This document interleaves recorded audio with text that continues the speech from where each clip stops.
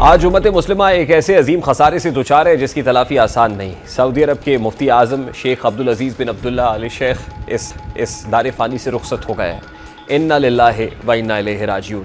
81 बरस की उम्र में जब वो दुनिया से रुखसत हुए तो ना सिर्फ सऊदी अरब बल्कि पूरी उम्मत मुस्लिमा के दिल गम से बोझल हो गए हैं। उनकी नमाज जनाजा रियाज में बाद नमाज असर अदा की गई, जबकि गायबाना नमाज जनाजा मक्कातुल मुकर्रमा मदीना मुनव्वरा समेत तमाम मसाजिद में पढ़ी गई। शेख अब्दुल अजीज़ बिन अब्दुल्ला आल शेख 1943 में पैदा हुए। वो एक जय्यद आलिम दीन और रहनुमा और रहबर थे।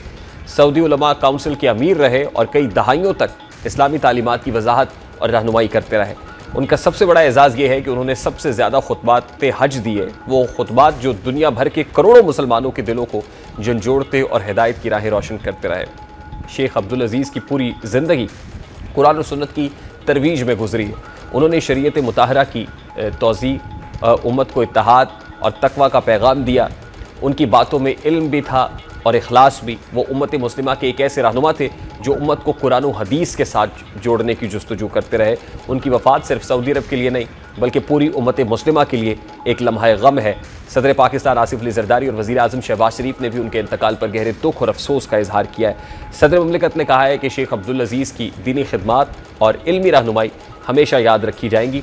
वज़ीर आज़म ने कहा है कि यह वफ़ात पूरी उम्मत के लिए नुकसान है, क्योंकि उन्होंने अपनी पूरी ज़िंदगी उम्मत की रहनुमाई और दीन इस्लाम की खिदमत में बसर की। यकीनी तौर पर शेख अब्दुल्ला बिन अब्दुल अजीज़ ऐसे जैसे लोग जो हैं वो रोज़ पैदा नहीं होते और उनकी शख्सियत आजिज़ी, इनकसारी और इल्म का हसीन इम्तजाज थी। आज वो हमारे दरमियान नहीं रहे, लेकिन उनकी तालीमात, उनके खुतबात और उनका इल्मी सरमाया रहती दुनिया तक मुसलमानों के दिलों को मुनव्वर करता रहेगा। है कि अल्लाह रब्बुल इज़्ज़त शेख अब्दुल अजीज़ बिन अब्दुल्ला की मग़फ़िरत फ़रमाए, उनके दर्जात बुलंद फ़रमाए और हमें उनकी तालीमात पर अमल करने की तौफ़ीक़ अता फ़रमाए।